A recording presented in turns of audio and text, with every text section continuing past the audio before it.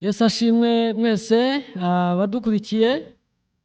Jyewe ubasuhuza nitwa Rudasingwa Godfrey, nkaba muri uyu mwanya ngira umugisha wo kuba ndi umuyobozi w'ikiganiro. Mpaye ikaze mwese rero abadukurikiye. Iki kiganiro ni ikiganiro cy'ubutumwa bwiza. Dufite insanganyamatsiko iboneka muri Bibiliya mu Isezerano Rishya, muri Matayo igice cya 11 n'umurongo wa 12. Mbere y'uko nyibasomera, ndagira ngo mbasabe mwese abadukurikiye mufite uburyo bwo gutanga ibitekerezo cyangwa no kugira icyo mubaza. Mushobora kwandika commentaire kuri iyi chaîne ikiganiro cyatambutseho yitwa Umubibyi TV. Izo commentaire zanyu cyangwa n'ibyo bibazo byanyu no mu kiganiro gikurikiraho tukaba tuzaziheraho tukazikomerezaho kugira ngo turusheho kumeza gufashanya. Ndagira ngo rero mbanze nsome uyu murongo navuze, noneho nakire abatumirwa turi hamwe muri iki kiganiro. Munyemere nsome. Aravuga ngo uhereye igihe cya Yohana umubatiza ukageza none, ubwami bwo mu ijuru buratwaranirwa, intwarane zibugishamo imbaraga. Iburyo bwanjye ndi hamwe n'umugabo usheshe akanguhe ukuze, sinamuvuga kuko nawe arakuze bihagije kwivuga. Ndagira ngo tukwakire tuguhaye ikaze. Murakoze cyane. Akanguhe ntago ndagasesa ariko burya ndi umugabo utagerekwaho undi, burya umugabo ari umugabo. Nitwa Kuzimana Theoneste. Ndabashimiye rero kuntumira muri iki kiganiro Umubibyi TV kugira ngo dusangire kandi twungurane. Murakoze cyane. Wakoze cyane kandi twishimiye kubana nawe. Ibumoso bwanjye ndi hamwe n'umumama muvuga butumwa, nawe arakuze bihagije byo kwivuga. Ntabwo yivuga bya kigabo, arivuga bya kigore. Ni karibu tuguhaye ikaze. Murakoze cyane. Nitwa Faustine Ngabire, nkaba nk'uko yabivuze ndi umuvuga butumwa. Nishimiye kubana namwe, abahisemo kudukurikirana online kuri Umubibyi TV, haba ari nabo turi kumwe hano bicaye muri sale. Mwese nishimiye kubana namwe. Murakoze. Wowe ubyumva ute kuri iki cyanditswe, cyangwa se wabyigishijwe ute? Ese ujya ugenzura ngo urebe ko uko wabyigishijwe bihuye n'uko Bibiliya bivuga, cyangwa usobanuza ibitekerezo byawe? Aba bantu turi hamwe nabo ntabwo navuga ngo ni naribonye, ariko bafite Mwuka Wera. Nayo mpamvu twagira amahirwe yo kugira ngo tube turi hamwe nabo, kandi twabatumiye kugira ngo barusheho kubidufasha. Wigenzure, usanga ibyo uko ubitekereza cyangwa ukumva uyu murongo ushobora kumva nk'uko jyewe mwumva bitandukanye n'uko Bibiliya ivuga, wisubireho kugira ngo nabo batuke. Mwese rero mbahaye ikaze. Batumirwa bacu beza. Ubundi jyewe ngitangira kwigishwa iki cyanditswe cyangwa nkusomerwa kino cyanditswe, najyaga nkigishwa mu buryo bwo kugira ngo nkorere ijoro, ariko nanone ndikorere niyishe akuya, nshyiremo imbaraga. Ubundi busobanuro bw'amagambo arimo ahangaha bwajyaga bukunda gukoreshwa, bwari kuvuga ngo hariya murumva ko icyanditswe kivuga ngo ubwami bw'Imana buratwaranirwa kandi intwarane zibugishamo imbaraga. Undi akaza ati ubwami bw'Imana buratwaranirwa kandi intwarane zibugishamo igitugu. Urumva igitugu gisimbuye imbaraga. Byose ni ibintu bigaragaza yuko ngomba guhaguruka nkiyuhakuya, nkakora, nkashyiramo imbaraga zose kugira ngo mbone ubwami bw'Imana. Undi ati ubwami bw'Imana kubujyamo bigomba kwiyuha akuye, ndetse rimwe na rimwe nabona nta nakuya mfite nkumva niciriyeho iteka. Mbahaye ikaze. Mwamfasha iki? Dutangirane na Evangelist Theoneste. Karibu. Murakoze cyane. Mu by'ukuri guhereye mu bwana bwacu, burya Abanyarwanda twayobotse amadini uhereye kuva kera. Buri wese agiraga idini abarizwamo, ariko icyo amadini yose ahuriyeho ubona ko yigisha abantu gukora kugira ngo umuntu ajye mu ijuru. natwe rero ni iki cyanditswe n'ubundi barakitubwiraga, ubwami bwo mu ijuru baratwaranirwa intwarane zibugishamo imbaraga. Kubw'iyi mpamvu rero njyewe ubwanjye narakoraga cyane, usibye gusenga, ariko ntabwo ari ugusenga ujenjetse, ugasenga amasengesho y'iminsi byibura 3 utarya utanywa n'amazi, icyo gihe byari bibujijwe, ariko ibyo byose byari ukugira ngo ugere ku bwami bw'ijuru, kuko ntabwo byasabaga kugira ngo usenge wenda usenge bisanzwe witabira amateraniro, ahubwo niba ugiye gukora, niba ugiye gusenga, senga amasengesho menshi cyane, hanyuma niba ugiye gukora, niba ari umurimo runaka uwukore witanze, niba ari amafaranga uyatange, kugira ngo uzabashe kugera mu ijuru, kugira ngo uzabone ibyo wibutsa Imana. Ni uko batubwiraga. Rero ni uwo mujyo twakuriyemo tugakora kabisa, ariko nubwo twakoze, njye ku ruhande rwanjye nubwo nakoze, mu mutima wanjye ntabwo nigeze mbona icyizere cyo kujya mu ijuru ngo mvuge ngo mu by'ukuri nakoze nabashije kubigeraho, ahubwo nahoraga nicira urubanza nkumva n'ubundi nzarimbuka, kuko hari cyanditswe badusomeraga ngo Uwiteka kugendere byakubera byiza. Rero burya uzare uko umuzamu yaba mwiza kose, abazamu tuzi mu mupira w'amaguru nta muzamu utaratsindwa igitego. Natwe rero n'ubundi warakoraga, ariko n'ubundi ugasanga ari wa muzamu mwiza ariko watsinzwe igitego. Ariko wareba ijambo ry'Imana icyo rivuga, nta n'icyaha na gito n'igisa nacyo kizajya mu ijuru, ugasanga n'ubundi rero ntabwo twuzuza bya bindi bisaba. urakoze. Ndumva harimo part 1 yo kutwereka yuko uko byari bikomereye, ariko noneho mu kanya ndi bukugarukeho utwereke uko Bibiliya bivuga. Uko wabibwirwaga bitandukanye n'uko Bibiliya igira gute, n'uko Bibiliya bivuga. Evangelist Faustina, yego, nawe mu masegonda make banza tubwire uko wari warabibwiwe, noneho nyuma tujye kuguha umwanya utubwire uko Bibiliya ibisobanura. Urakoze cyane. Mu by'ukuri nanjye ntabwo ndi bujye kure ya Theo, kuko nanjye nigishijwe ko ijuru rikorerwa, udashobora kuribona utavunitse, udashobora kuribona utakoze cyane, udashobora kuribona utasenze, utihannye ibyaha. Kandi nk'abandi bose nanjye naragerageje, kuko yewe none ndi n'umuntu utinya kurimbuka cyane, kuko ubuzima nifuzaga muri iyi si sibwo buzima nabonaga. Noneho nkumva mpangayikishijwe nuko ntabona ubuzima nifuza muri iyi si, kandi nkazisanga nanarimbutse, noneho nkazababara kurushaho nyuma y'ubu buzima. So rero naragerageje bishoboka, ndwana nabyo, ngerageza kureka ibyaha. Njyewe nakwitangira n'ubuhamya, ndi umwe mu bantu bashobora kwitangira ubuhamya ko nirinze ibyaha, bitanaturutse no ku ijambo ry'Imana, biturutse no mu zindi situwasiyo nari mbayeho. Hari ibintu byinshi nagombaga kwirinda mu rwego rwo gutegura ejo hazaza hanjye. So rero nyuma yaho ariko nkumva ntabwo bihagije, nkabibona ko bidahagije, nkongera nkagerageza. Njye nagiye mpura n'ibibazo byo gusengana n'abantu, ugasanga hari n'ibindi biti ibyaha utari uzi ko ari ibyaha, ubwo nabyo bikaba bigiye mu bigucira urubanza.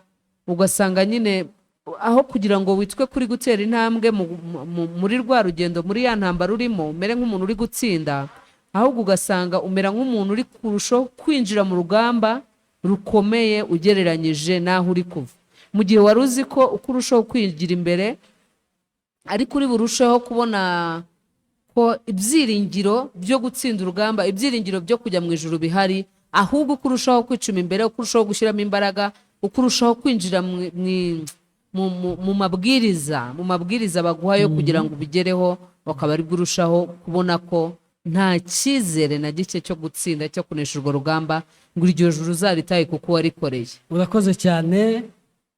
Numva hari amahame n'amabwiriza twagenderagaho, rimwe na rimwe sinzi n'abayatanga ko babashaga kuyubahiriza, ariko reka twe kubitindaho. Noneho dusubire gato dusome uyu murongo, niturangiza noneho tubakire. Uzi yuko iby'umwuka bisobanuzwa iby'umwuka bindi, sibyo? Ntabwo turi bujye kure ya Bibiliya, kandi ndizera yuko muri budufashe gusobanukirwa icyo biri bivugaho, n'ubundi musobanuje Bibiliya. Kanongere ngusome, ni Matayo ibice 11 n'umurongo wa 12. Uhereye kera, uhereye igihe cya Yohana umubatiza ukageza none ubwami bwo mu ijuru buratwaranirwa, intwarane zibugishamo imbaraga. Bisobanuye iki? Bibiliya ibisobanura iki? urakoze cyane. Mu by'ukuri Bibiliya iyo turebye iyi si uko imeze, hari imigezi igaragara hejuru ku butaka, tubasha kubona imigezi ya Nyabarongo, imigezi ya Kongo, imigezi y'Akanyaru, Akagera, iyo ni imigezi igaragara. Ariko kandi ku isi hari n'imigezi yindi inyura mu butaka itabasha kugaragara. Bibiliya nayo niko imeze rero. Hari uko Bibiliya yanditse uku nguku tubona. Uzarebe Yesu yabwiye umugore w'umutunzi, umusore w'umutunzi, yamubajije ibibazo biri ngo byanditswe bite mu mategeko, ngo icyo yasomamo ni iki. Urumva ni ibibazo bibiri. Hari uko byanditswe mu mategeko, buri wese yabasha kubisoma, ariko noneho muri uko byanditse hari ikindi tugomba gusomamo. Icyo tugomba gusomamo rero ndakigeranya na ya migezi inyura munsi y'ubutaka. Rero abarebera hejuru babona ya mazi gusa, ariko ubundi ku isi bavuga ko amazi atiyongera cyangwa ngo agabanuka, kubera ko burya n'aha mu kirere iyo imvura igwa burya nanga mu kirere naho bahabara ko ari ku isi. Hari amazi ari hano tubona ku isi, hari n'ari munsi y'ubutaka, hari n'ari mu kirere. Ayo yose rero ni amazi yo ku isi. Niyo mpamvu na Bibiliya natwe tugomba gusesengura ukumva neza. Kugira ngo twumve iki cyanditswe rero biradusaba kureba ku murongo wa 10 kugira ngo twumve icyo Yesu yashakaga kuvuga. Reka duhere ku murongo wa 11. Ndababwira ukuri yuko mu babyawe n'abagore hatigeze kubaho umuntu uruta Yohana umubatiza, ariko umuto mu bwami bwo mu ijuru aramuruta. Hano Yesu atangiye kutubwira Yohana umubatiza uwo ari we. Mu bantu babayeho bose twabonye, Yesu yavuze ko nta muntu wigeze kuruta Yohana umubatiza. Muri make turebye mu bigaragara, Yohana umubatiza yari wo muntu wagerageje ibishoboka byose, muri make uri ku rwego rwabasha kuba icyitegererezo cy'abantu bose. Urebye uko yavutse ni kimwe, ariko kandi ukareba nuko yabayeho. Yitangiraga umurimo w'Imana kandi yavutse ku batambyi. Rero Yohana umubatiza yari yujuje, twabona ko turebye mu bigaragara yaba yujuje ibyangombwa byo kujya mu ijuru, kandi nta cyaha tubona Yohana umubatiza yigeze akora. Ariko nubwo ameze gutyo, umuntu muto mu bwami bwo mu ijuru aramuruta.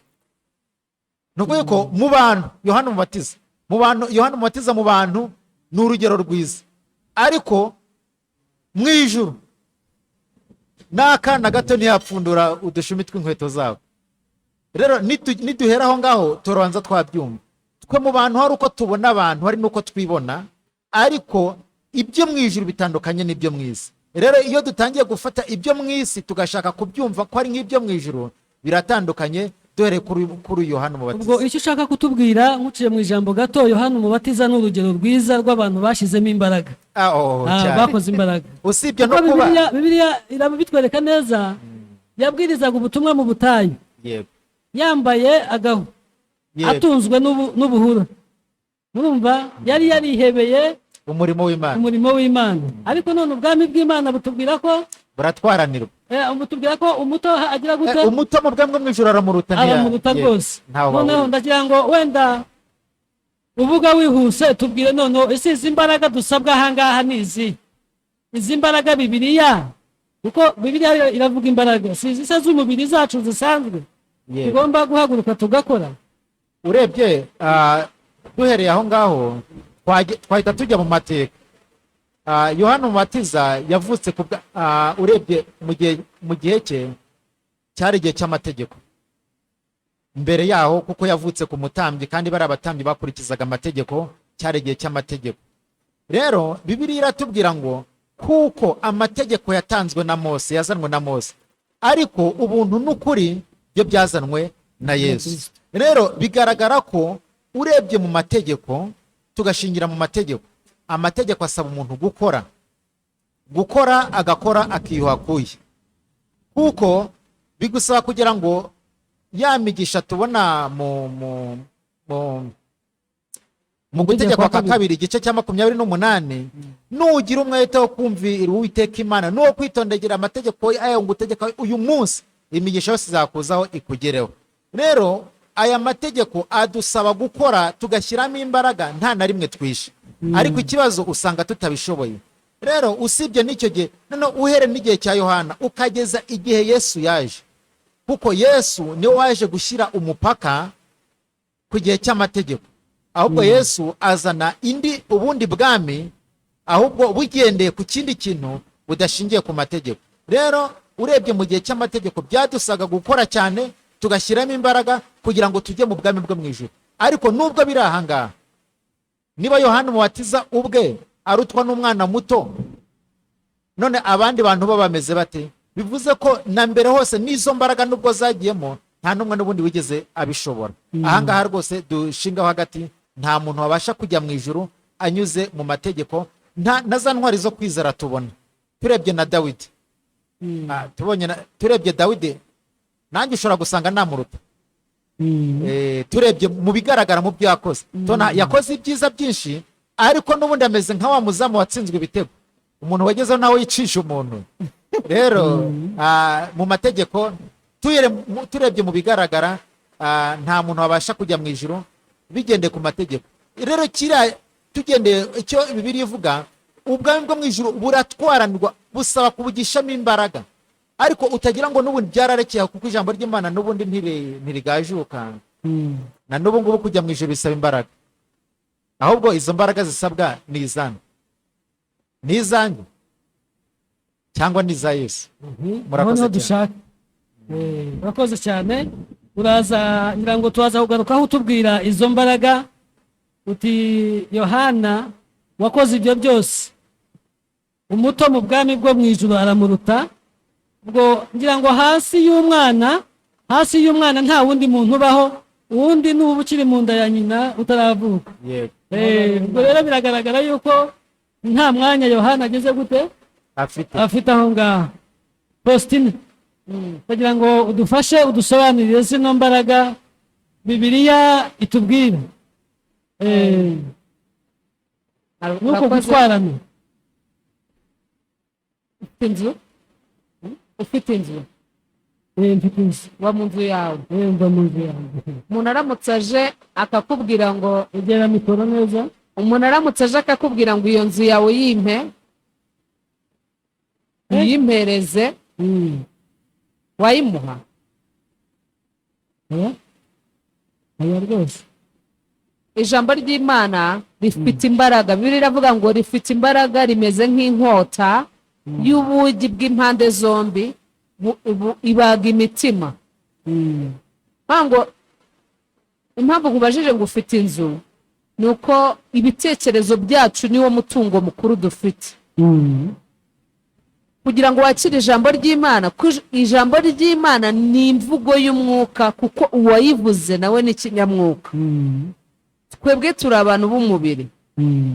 Kugira ngo wakire iryo jambo, kuko ntabwo riba rihuje n'ibitekerezo byawe, bisaba kurekura bya bitekerezo byawe.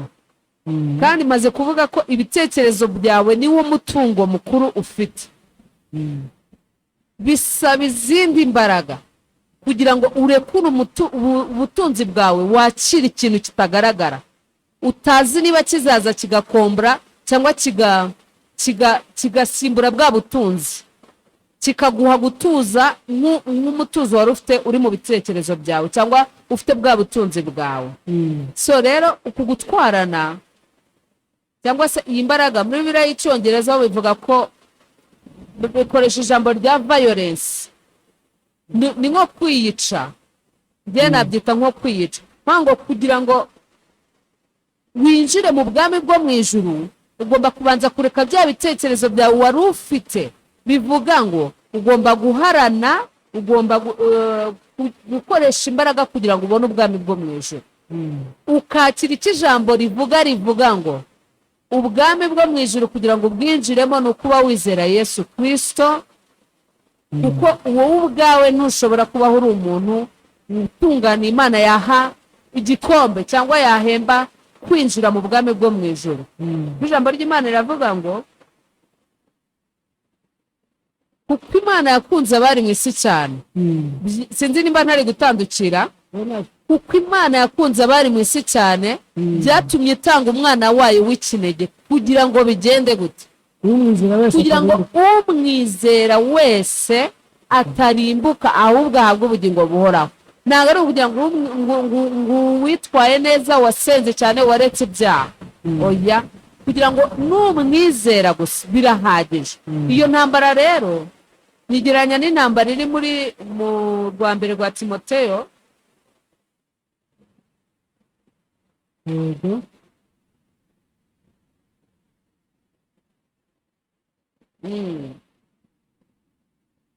mu rwa mbere rwa Timoteyo, Mm. aho Pawulo yabwiye Timoteyo ko we yarwanye intambara nziza yo kwizera. Mm.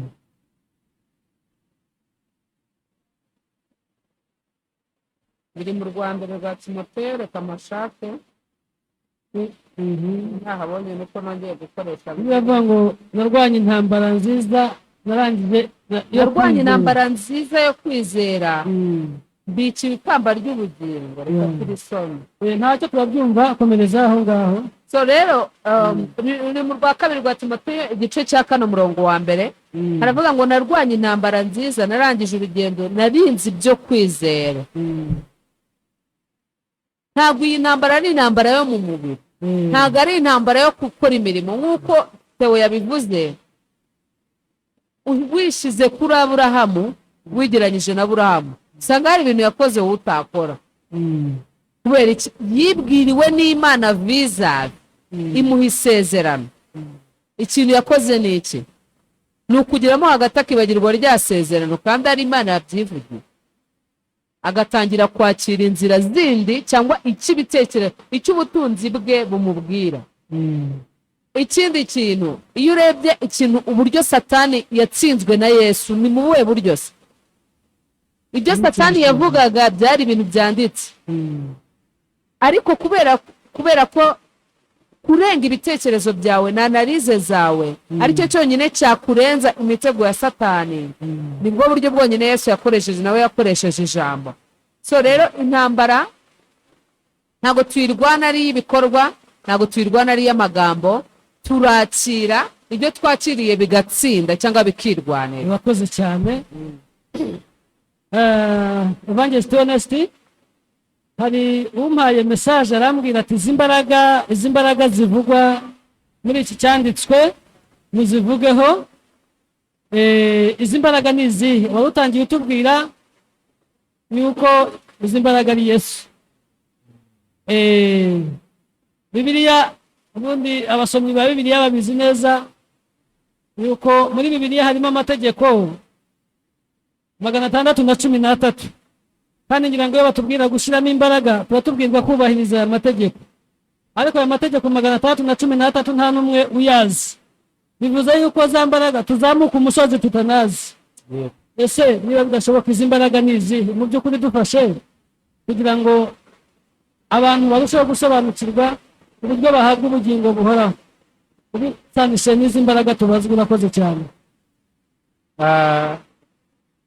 reka nongere mbashimire.